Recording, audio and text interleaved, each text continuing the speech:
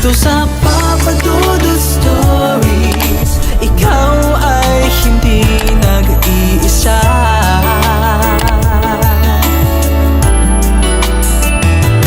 Dito sa Papa Dudut Stories, may nagmamahal sa'yo. Papa Dudut Stories, Papa Dudut Stories. Sa lahat po ng mga nakatutok ngayon, huwag pong kalimutan mag-like, mag-share at mag-subscribe. Maraming salamat po sa inyong lahat.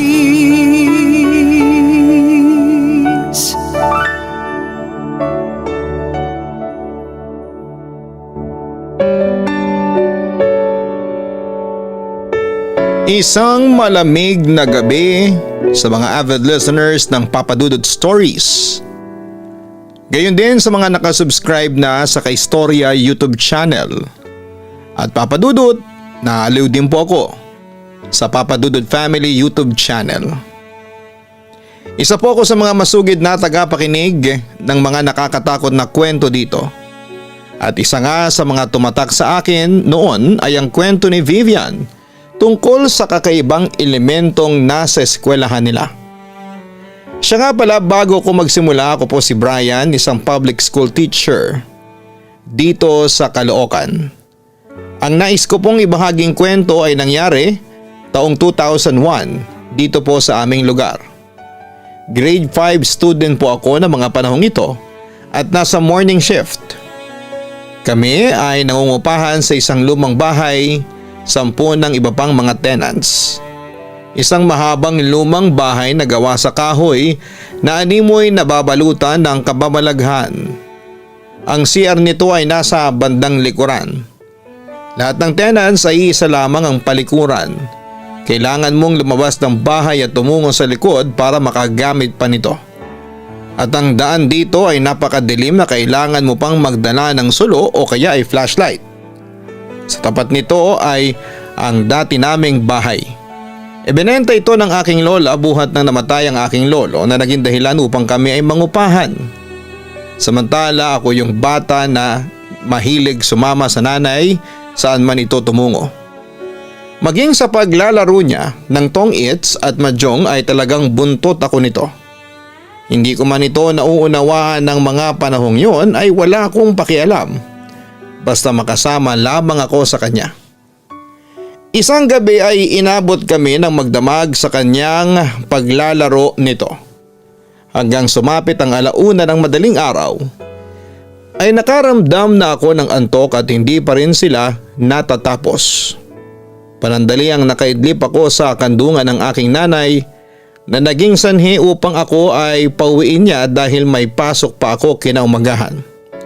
Nagpumilit ako na sasabay na lamang sa kanya, ngunit tumanggi ito at baka abutin na siya ng umaga. Yung lugar na pinaglalaroan niya ay isang iskinita lamang ang pagitan mula sa aming bahay. Sa makatuwid ay may dadaanan pa akong isang maliit na iskinita na nagdurugtong patungo sa aming bahay. Pilit akong tumatanggi na umuwi. Katwiran ko ay sasabay na lamang ako sa kanya. Ngunit ang totoo nito ay natatakot ako. Wala akong nagawa kundi ang sumunod. Dito na nagsimula ang pinaka nakakatakot na kwento ng buhay ko. Yung tipong habang tinatype ko ang bawat letra nito ay naluluha ako at nanunumbalik ang luma kong karanasan. Paglabas ko sa pinto ay sobrang nakakabingi ang katahimikan. May parte na may kaunting liwanag, ngunit ang kahabaan ay napakadilim. Pilit kong nilalabanan ng takot at kaba na nararamdaman ko. Naghanap ako ng taong pwedeng makasabay, ngunit bigo ako.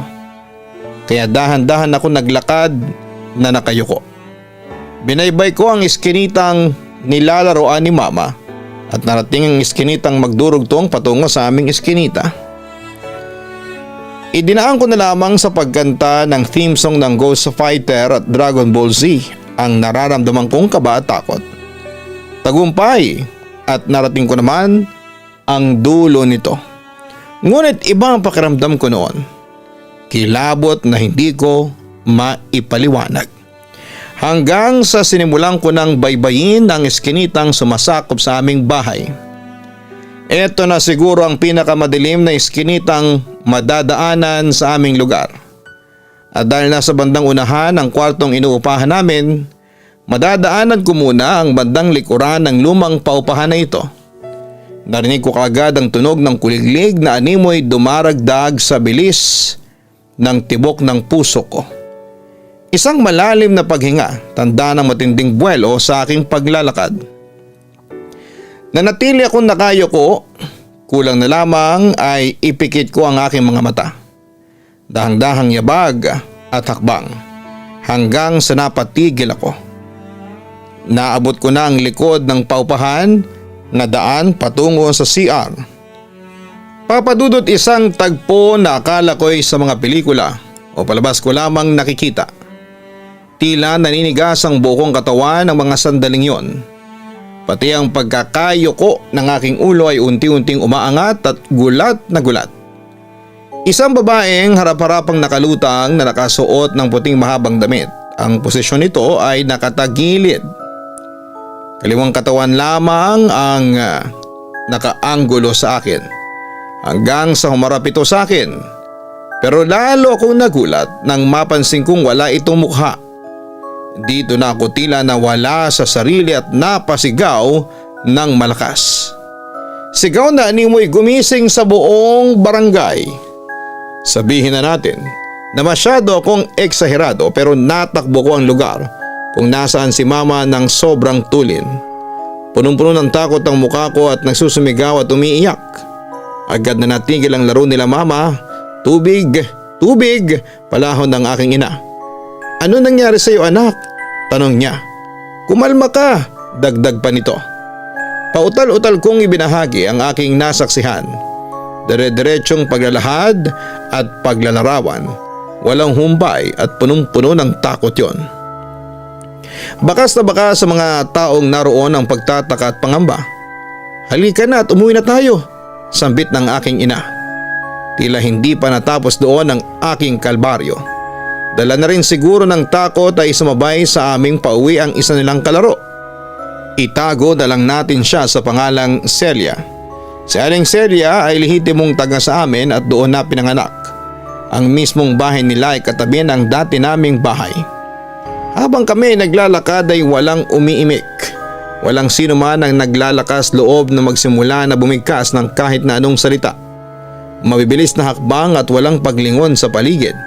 Narating na namin ang iskinitang sumasakop sa aming bahay.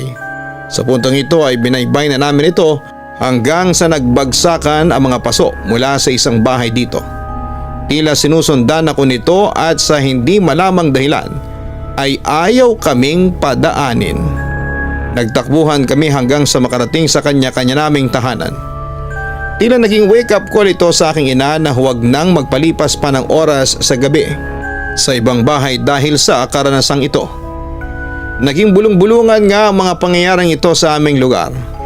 Nanatiling palaisipan sa akin kung sino ba itong babaeng nagpapakita sa akin. Ano bang kanyang nais at pakay? May nagawa ba akong masama sa kanya?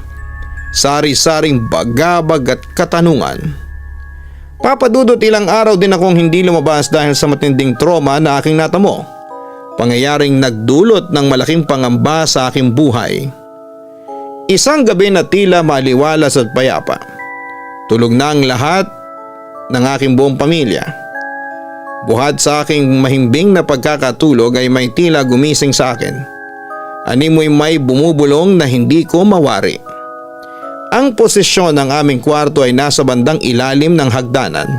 Hagdanan patungo sa kwarto ng umuupa sa itaas. Bali pagdating sa kwarto ko ay nakita ko kaagad si Papa na natutulog sa kama niyang nakaposisyon sa bandang dulo ng kwarto. Agad akong tumabi sa kanya. Hindi naman kumilos noon ang papa ko na mukhang mahimbing ang pagkakatulog. Pero papadudot, wala pa sigurong isang oras ay bigla akong nagising nang may humawak sa aking mga binte na dalawang malamig na kamay. Sa aking pagkakadilat ay lubha akong nagimbal. Pagkat ang babaeng nakita ko noong nakaraan ay naririto na naman sa aking harapan. Nakalutang at parehong nakataas sa mga kamay na wari inaaya akong lumapit sa kanya at sa pagkakataong ito ay meron na siyang mukha. Mailalarawan ko ito bilang isang matandang babae na agnas ang mukha at sobrang nakakatakot. Panandalian kong ipinikit ang pareho kong mata. Ngunit ang mga sumunod na pangyayari ay lubos na nagpanginig ng buo kong katawan. Agad akong nagtalokbong at pumikit. Yung pakiramdam na gusto kong sumigaw, pero hanggang sa isip lamang. Gustong humingi ng tulong ngunit walang nakakaalam. Inakala kong tapos na ang lahat. Minuto rin ang nakalipas at pinipilit kong bumalik sa pagkakatulog ngunit gising na gising ang aking diwa. Unti-unti kong inalis ang kumot. Diyos ko, gadangkal na pagitan lamang ang kaharap ko. Ang kanina'y nakatayong nakaputi. Halos sumabog ang dibdib ko sa nerbiyos at sobrang takot. Ang tagpong yon ay tila bangungot na gusto kong magising. Umiiyak na ako ng mga sandaling yon ngunit wala pa ring nagigising sa kanila. At dahil katabi ko ang tatay ko ay kinalabit ko ito. Ngunit hindi pa rin siya magising. Hindi ako makagalaw ng maayos dahil alam ko na nasa malapit lamang ang gumagambala sa akin. Dumating sa puntong kinurot ko na ang tatay ko na naging dahilan upang magising ito. At nagising na nga si Papa. Nadatnan niya akong umiiyak na nakatalokbong. Buong pagtataka niya ng sandaling yon, dala na rin siguro sa nalimpungatang siya. Hanggang sa nagising na rin sina mama at iba ko pang mga kapatid na nasa kabilang folding bed. Iyak ako ng iyak na may halong takot at kaba. Kinaumagahan ko na rin po ito nabanggit at naikwento sa kanila kung ano ang posisyon at itsura nito. Labis na nabahala ang aking mga magulang. Patungkol sa magkakasunod na pangyayaring ito, Papa Dudut. Nagdesisyon sina mama at papa na papuntahin sa bahay ang kapatid ni Papa para may magbantay sa akin. Itago na lamang natin sa pangalang Tita Nieves. Si Tita Nieves ay kasalukuyan nang nakatira sa North Caloocan buhat nang ibinenta ang kanilang bahay. Pumayag naman ito na humalili muna sa pagbabantay sa akin at sa amin ng mga kapatid ko. Nabalitaan din ito ang nangyari sa akin. Habang noon ay natutulog si Tita. Habang gumagawa ako ng assignment ay tila may kumalabog sa kabilang kwarto. Bale ang mahabang paupahan pong ito ay may dibisyon lamang na kahoy na dingding. Sa likod namin ay may umuupa. Ngunit sa bandang kanan ay wala naman. Kwarto yon ng anak ng may-ari na nakakulong dahil sa kaso ng drugs. Nung una, Papa Dudut, ay hindi ko ito pinansin. Binaliwala ko, baka daga lamang o pusa, ngunit naulit pa ito hanggang sa 3 beses. Hinanap ko kung saan ito nagmumula, lumapit ako sa may dingding at malapit ito sa kwarto na walang naninirahan. Bale yung dingding pala dito ay parang may mga sticker na nakadikit. Pinatungan ito nila Papa kasi may mga siwang o butas. Pero hindi na tinapalan o pinalitan pa ng kahoy kasi wala na pong nakatira doon sa kabila. Paulit-ulit yung tunog na parang may kumakalabog sa dingding. Kaya kinalabog ko rin. Ginising ko na si Tita. Sinabi ko na may lumilikha ng tunog sa kabilang kwarto pero wala naman pong nakatira doon. Sinamahan niya ako. Pinakinggan namin at dahan-dahang inilapat namin ang isang side ng aming tenga sa dingding. Tumigil pansamantala ngunit nanumbalik. Sa pagkakataong ito ay mas malakas na. Pareho na kaming kinabahan, nagtataka at natatakot. Dala na rin siguro ng curiosity ko ay sumilip ako sa maliit na siwang na kasing laki ng butas na gawa ng malaking pako. Dahan-dahan at ipinikit ko ang kaliwang mata ko. Yung kanang mata ang itinutok ko sa butas. At napamura ako sa sobrang takot. Hindi ako makapaniwala noon sa aking mga nakita. May mata ring nakatitig sa kabilang kwarto. Kitang-kita ko ang pinakamata nito na pula at sobrang nakakatakot. Napatras ako at napasigaw. Yumakap ako kagad sa tita ko ng mahigpit at tila tikom ako sa nakita ko at hindi ko kagad nasabi yon. May mata po sa kabilang kwarto, sabi ko sa aking tiyahin. Nung una ay hindi naniniwala noon si Tita Nieves sa mga sinasabi ko, kaya sumilip siya sa butas pero nagulat ako nang bigla itong sumigaw. Dahil natakot na rin ako ay sabay kaming tumakbo palabas ng bahay. Sakto namang dumating si Papa galing sa pagtitinda ng mga tusok-tusok. Napakahirap kumalma galing sa ganong eksena. Ang hirap ialis sa isipan ng literal na eye to eye galing sa hindi malamang nilalang. Ikinuwento ko lahat kay Papa at hindi siya makapaniwala kasi matagal nang walang tao doon buhat ng ikulong si Kuya George, ang dating nakatira doon sa kabilang kwarto. Dahil sa sunod-sunod na pangyayaring ito ay ipinasabay na ako ni Papa kay Tita Nieves sa kanilang bahay sa North Caloocan. Ikinuwento ko lahat kay Lola, lahat ng mga naging karanasan kong hindi pangkaraniwang sa bahay na yon. Sa babaeng nakalutang sa eskanita, sa matandang agnas ang mukha at sa mata doon sa kabilang kwarto. Ibig mo bang sabihin ay matandang babae? Banggit niya. Opo Lola, sagot ko. Bakit kaya pinapakita ang kanibering? Nakita ko ang pagtataka sa kanyang mga mata kasabay ng tanong niyang yon. Samantala'y naguluhan naman ako sa aking narinig. Po? Sino po siya? Kilala niyo po siya? Sunod-sunod kong tanong. Oo apo, naging kaibigan ko siya noon. Mahiwaga at misteryosang babae, sagot pa ni Lola. Tila nahiwagaan ako sa mga revelasyong sinabi niya, Papa Dudut. Isa-isang nilahad ni Lola sa akin ang mga pangyayari noong nabubuhay pa ito. Tungkol sa mga pangyayari sa pamilya nila. Biglaan pala ang pagkamatay nito at namatay itong mag-isa. Kaya tila hindi nito tanggap ang nangyayari. Marahil daw ay hindi pa umakyat ang kaluluwa nito sa taas. At tila kinalimutan na ng pamilya niya. Pero bakit po sa akin siya nagpaparamdam at nagpapakita Lola o sisa ko? Dito ko nalaman na sa mismong kwarto pala namin siya ibinurol dati. Doon mismo sa pwesto sa ilalim ng hagdanan. Lumapit ka po, wika niya. Hinawakan niya yung noo ko sa bandang gitna at tila may binulong siya na hindi ko alam na dialekto o salita. Bago yon sa akin pandinig at napapikit ako. Tumagal din ang ilang minuto ang tila dasal na nakakakilabot. Ang aking lola ay taga Leyte at marunong ng salitang Cebuano. Sa lugar daw nila ay uso rin ang mga ganitong kababalaghan.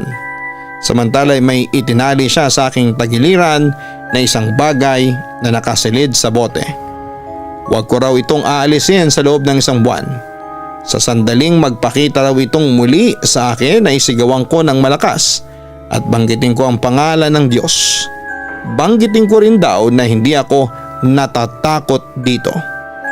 Ang mga payong ito ng aking lola ang nagbigay kumpiyansa na bumalik sa aming bahay. Papa Dudut, pagdating ko sa bahay ay naabutan ko itong maaliwalas at maganda. Kaya pinagpalagay kong epektibo ang ginawa ni Lola sa akin. Ang buong akala ko ay matatapos na ang katatakutan sa buhay ko. Pero nagkakamali pala ako. Dahil sa pagsapit ng gabi, bigla akong nagising nang makarinig ako ng mga yabag na malalakas. Noong una ay hindi ko yon pinansin dahil inakala ko na baka ang mga kapatid ko lamang yon at gising pa sila. Gising ako noon pero nagpretend pa rin akong natutulog. Mamayang kaunti ay nakarinig ako ng sitsit. Kinilabutan ako kasi yung sitsit na yon ay hindi nanggagaling sa mga kapatid ko. Lalo na sa mga magulang ko, kaya kahit na nakakaramdam na ako ng takot ay nagpretend pa rin ako na natutulog ng patagilid. Hindi nagtagal ay may naamoy akong babaho. Parang nabubulok na karne o patay na daga o pusa. Dahan-dahan kong dinilat ng bahagya ang mga mata ko at nagulat ako nang makita ko ang dalawang paang lumulutang. Mga paang tila ba naaagnas at nabubulok na. Kaya muli kong pinigit ang aking mga mata at nagpatuloy pa rin sa pagpipretend. Hanggang sa nawala na ang kilabot ko. Ang buong akala ko, Papa Dudut, ay wala na ang nakalutang na paa, kaya unti-unti kong dinilat ang mga mata ko. Pero pagdilat ko ay halos maihi ako sa salawal nang bumungad sa akin ang pares ng mga matang namumula at nagmumula sa matandang babaeng naaagnas. Napaatras ako sa aking higaan pero hindi ko magawang bumangon dahil parang may pumipigil sa katawan ko. Nanatili ako nakatagilid sa aking kama habang face to face ko ang matandang multo na may namumulang mga mata. Mamayang kaunti ay binuka niya ang kanyang bibig at nakita ko ang kanyang matatalim ng ngipin na parang sa piranha. Tapos ay nilabas din niya ang kanyang napakahabang dila na kulay itim. Dumapo ito sa aking mukha at damang-dama ko ang kanyang laway at ang sangsang ng kanyang hininga. Umiyak lamang ako noon, Papa Dudut, at patuloy na pumikit. Mamayang kaunti ay naramdaman ko nang idinikit na niya ang kanyang bibig at naramdaman ko na ang pagtusok ng kanyang mga ngipin sa aking pisngi. Bigla ko namang naalala ang sinabi ni Lola sa akin. Sa ngalan ng Diyos, lumayo ka sa akin. Hindi ako natatakot sa iyo, sigaw ko. Muli kong idinilat ang aking mga mata nang maramdaman kong wala na ang kanyang bibig sa pisngi ko. Pero nakita kong nakatayo pa rin ang babae at masama ang kanyang titig sa akin. Kung sino ka man, lumayo ka sa akin. Hindi ako natatakot sa iyo, sigaw ko ulit pagkatapos ay ipinakita ko ang maliit na boteng itinali ni Lola sa tagiliran ko. Nakita ko ang takot sa matang namumula ng matandang babae kaya bigla itong nawala sa pamamagitan ng usok na itim. Samantala kahit natapos na ay hindi ko napigilan ang umiyak. Doon ay nagising na ang aking mga magulang at agad kong ikinuwento sa kanila ang aking experience. Kinabukasan ay nagulat na lamang ako nang magdala si Papa ng isang albularyo. Naroon lamang ako noon sa labas ng bahay at sa utos na rin ng nanay ko habang sila ay nasa loob at tila may isinasagawang ritual sa loob. Hindi ko na nakita noon kung ano-ano ang ginawa nila. Basta nagtagal sila ng halos 1 oras sa loob. Pagkatapos noon ay tinawag ako ni Mama at doon ay dinala niya ako sa albularyo. Pinahiran niya ako ng langis sa noo habang may binabanggit siyang mga salita o dasal sa wikang hindi ko maintindihan. Mamayang kaunti ay natapos na ito at nagsabi na ito sa akin na hindi na ako gagambalain pa ng masamang elemento. Sa kabilang banda, pagkaalis ng albularyo ay ikinuwento sa akin ng mga magulang ko kung sino ang gumambala sa akin. Hindi raw yun multo kundi isang amalanhig. Ito raw yung mga aswang na hindi na ipasa ang kanilang pagiging aswang sa iba. Sospecha nila na yung dating nakatira sa bahay namin na si Bering ay isa raw aswang pero namatay ito nang hindi na ipapasa ang kanyang pagkaaswang sa iba kaya naging isa itong amalanhig. Tinanong ko naman kay Mama kung bakit ako lang ang ginugulo ni Bering. Dahil ikaw ang napili niya para pasahan ang kanyang kapangyarihan. Gusto kanyang maging aswang. Malungkot na sabi noon ni Mama. Siyempre nagulat ako at lalo akong natakot sa mga narinig ko sa aking ina. Ma, babalik pa ba siya? Magiging aswang ba ako? Naiiyak kong tanong sa kanya. Hindi na siya babalik sa bahay dahil may nilagay ng proteksyon ng albularyo laban sa mga aswang o amalanhig. Huwag kang mag-alala, Brian. Hindi ka magiging aswang. Paniniguro naman ni Mama sa akin. At yun nga, Papa Dudut, totoo ang sinabi ni Mama dahil simula noon ay hindi na ako ginambala pa ng masamang elemento na yon na kung tawagin pala ay amalanhig. Naging normal na ulit ang buhay ko pagkatapos noon. Sa ngayon ay isa na akong guro sa public school at masaya ako sa aking propesyon. Kasama ko pa rin ang aking mga magulang at paminsan-minsan ay nakakasama ko pa rin ang mga kapatid ko kahit na may sarili na silang pamilya. Papa Dudut, nasa inyo na lamang kung papaniwalaan ninyo ang aking kwento. Sana'y makarating ito sa inyong himpilan at mapiling basahin sa inyong YouTube channel. Malaking bagay sa akin na mabasa po ito ng iniidolo kong radio DJ. Abangan ko po ito. Maraming salamat po sa inyo at magandang gabi. Ang inyong tagahanga, Brian.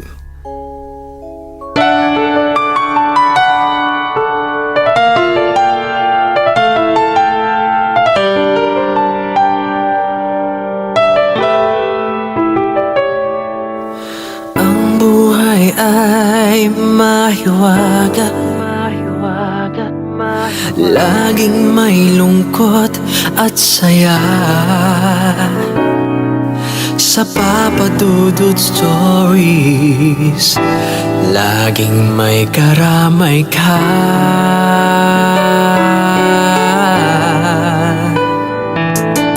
Mga problemang kaibigan, dito ay pakikinggan ka. Sa Papa Dudut Stories, kami ay iyong kasama. Dito sa Papa Dudut Stories, ikaw ay hindi nag-iisa.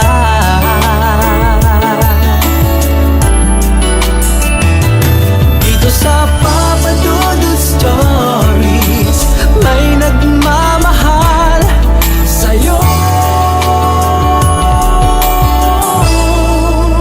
Papa Dudut Stories, Papa Dudut Stories,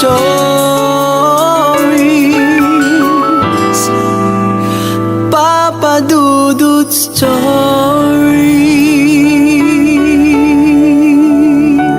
Hello mga ka-online, ako po ang inyong si Papa Dudut. Huwag kalimutan na mag-like, mag-share at mag-subscribe. Pindutin ang notification bell para mas maraming video ang mapanood ninyo. Maraming salamat po sa inyong walang sawang pagtitiwala.